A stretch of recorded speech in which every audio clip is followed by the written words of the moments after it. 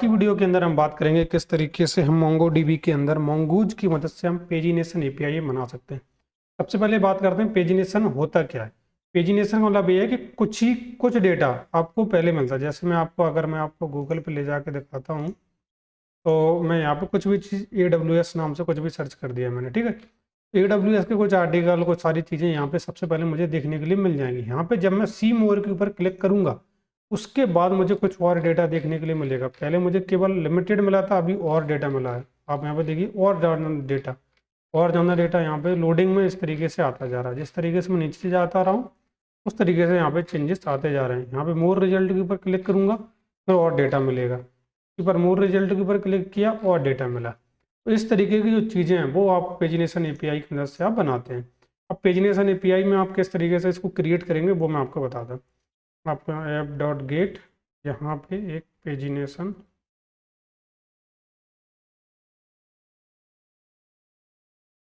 ये सारी चीज़ें मैं आपको बता चुका हूँ, इसलिए थोड़ा सा स्पीड में कर दिया। सबसे पहले हमें क्या करना है, सबसे पहले हमें एक पेज नाम का एक वेरिएबल बनाना है। Request dot Curie dot P या पेज नाम से, जो भी आपकी इच्छा वो आप यहाँ पे दे सकते हो। और यहाँ पे अगर कोई भी नाम अगर यूजर ने जब नहीं इंटर किया उस समय हम यहाँ पे वैल्यू 0 डालेंगे। अब एक क्वेरी नाम का पैरामीटर क्या है, क्वेरी नाम का पैरामीटर मैं आपको पहले भी बता चुका हूँ, लेकिन फिर भी मैं आपको एक बार डिटेल में अभी बताऊंगा। थोड़ी देर रुक जाइए। कॉन्स्ट पर पेज नाम से इक्वल टू 3 नाम का वेरिएबल, ठीक।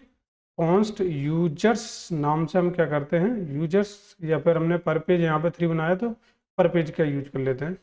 यहाँ पे यूजर नाम का एक एरे बनाते हैं जो कि हम वापस से यूजर को भेजते हैं, ठीक है। इसके बाद const data equal to await, user model में से हमें कुछ डेटा निकालना है तो हम फाइंड मेथड का यूज करेंगे। इसके बाद हमारे पास एक फंक्शन आता है जिसका नाम है स्किप। स्किप फंक्शन की मदद से हम क्या करते हैं, हमें यहाँ पे बताते इंफॉर्मेशन देते हैं मॉडल को, यानी कि उस कलेक्शन को, कि हम कितने नंबर का डेटा आपसे लेना चाहते हैं, कब कितनी वैल्यू को स्किप करना है, कितनी वैल्यू को रखना है। अभी डिटेल में आपको समझ में आ जाएगा एक बार जब आप रिजल्ट सामने देखोगे। पेज इनटू, यहाँ पे पर पेज कर दिया। और इसके बाद जब अपने पास डेटा आएगा तो मैं इस डेटा का क्या करूँगा, डेटा डॉट, यहाँ पे फॉर ईच मेथड लगा देते हैं इसको, फॉर ईच। और फॉर ईच मेथड में से हम यूजर निकालेंगे, इसका नाम रखते हैं यूजर्स। इस यहाँ पे हम निकालेंगे यूजर, और यूजर्स डॉट उस मेथड का यूज करके जितने भी यूजर हैं यहाँ पे हम डाल के सेंड कर देंगे। अब यहाँ पे हम रिटर्न करेंगे response dot status 200 dot send users, ठीक है। काफ़ी लोगों को हो सकता है यहाँ तक अभी समझ में नहीं आया, लेकिन अब भी बिल्कुल क्लियर डिटेल में आपको समझ में आ जाएगा। मैं यहाँ पे जाता हूँ पोस्टमैन में, यहाँ पे मेरे पास एक एपीआई है। आप इस एपीआई को देखिए, लोकल होस्ट 4000। सिर्फ मैं यहाँ पे अपना रूट चेंज करता हूँ, इसका नाम है पेजिनेशन। तो यहाँ पे पेजिनेशन में आएंगे, और मैं यहाँ पे जो पी नाम का वेरिएबल है उसकी जगह पे लिखता हूँ पेज।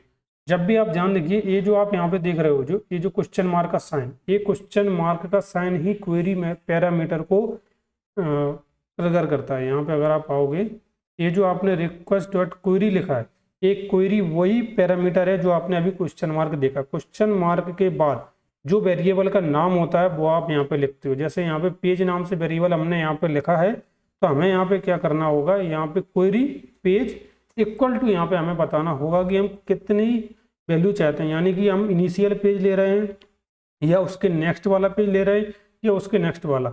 इसीलिए हमने जो है स्किप मेथड का यूज किया है यहाँ पे, जिसकी मदद से हमें बता पा रहे हैं कि पहले हमें अगर जैसे 3 डेटा चाहिए तो फिर 3 के बाद हमें अगर 3 × 1, आपको कैलकुलेशन भी करके दिखा देता हूँ। अगर पेज की वैल्यू अगर अपनी कितनी होती है 1, तो अपना पर पेज इंटू 3 कितना हो गया, पर पेज इंटू 3 अपना 3 हो गया। तो क्या होगा, अपने को 3 डेटा स्किप होने के बाद डेटा मिलेगा। अगर वैल्यू 0 होगी तो वो वैल्यू 0 हो जाएगी, तो कोई भी वैल्यू स्किप नहीं की जाएगी। अब मैं आपको एक बार डेटाबेस दिखा देता हूँ। डेटाबेस के अंदर अगर आप जाओगे तो आपको मालूम है यहाँ पे सबसे पहले 18, 19, 20, 21, 22, 23, 24 और एक रैंडम डेटा है अपने पास। तो अगर डेटा आपको अभी पेज की वैल्यू मैं 0 करता हूँ, अगर मैं 0 डालूंगा तो वैल्यू जो है मैं 18 से आगे मिलेगी। आप यहाँ पे देखेंगे सेंड किया मैंने, यहाँ पे आया। आप यहाँ देखिए सबसे पहले 18 तारीख का डेटा मिला, उसके बाद 19 का, उसके बाद 20 का, 21 का, 22 का, 23 का, 24 का, इस तरीके से डेटा मिला। अब मैं क्या करता हूँ, वैल्यू यहाँ पे बंद करता हूँ। आप यहाँ पे चेंजेस देखना, जैसे ही मैंने वैल्यू बंद की, आप सबसे पहला डेटा देखो। सबसे पहला जो डेटा मिला है वो मिला है 21 तारीख का, क्योंकि मैंने यहाँ पे क्या बोला था, मैंने यहाँ पे बोला था कि यहाँ पे 3 वैल्यू को यहाँ पे स्किप करना है। पर पेज कितने दिखाने हैं, एक सिंगल पेज पे 3 अगर हमें डेटा दिखाना है, केवल 3, तो हमने पिछली बार पढ़ा था लिमिट ऑपरेटर, मतलब लिमिट फंक्शन पढ़ा था, उसके अंदर अगर मैं वैल्यू डाल दूँ 3 या 4, जितना वैल्यू डालूंगा उतना ही डेटा मुझे मिलेगा। तो इस तरीके से मैं क्या कर सकता हूँ, अपने हर एक पेज के ऊपर लिमिटेड अमाउंट में डेटा दिखा सकता हूँ। यहाँ पे 21 से 22, 23, 24 तक का डेटा मिलेगा, क्योंकि हमें केवल 4 डेटा ही देखने थे। और अगर मैं यहाँ पे 0 भी कर देता हूँ तो मुझे 18 से 22, 18, 19, 20, 21 का डेटा मिलेगा। 18, 19, 20, 21, केवल 4 ही डेटा मिलेंगे, क्योंकि हमने यहाँ पे लिमिट का यूज कर दिया है। ठीक है, तो इस तरीके से हम जो है पेजिनेशन एपीआई का यूज कर सकते हैं। वीडियो देखने के लिए धन्यवाद। आगे की वीडियो में मिलते हैं, तब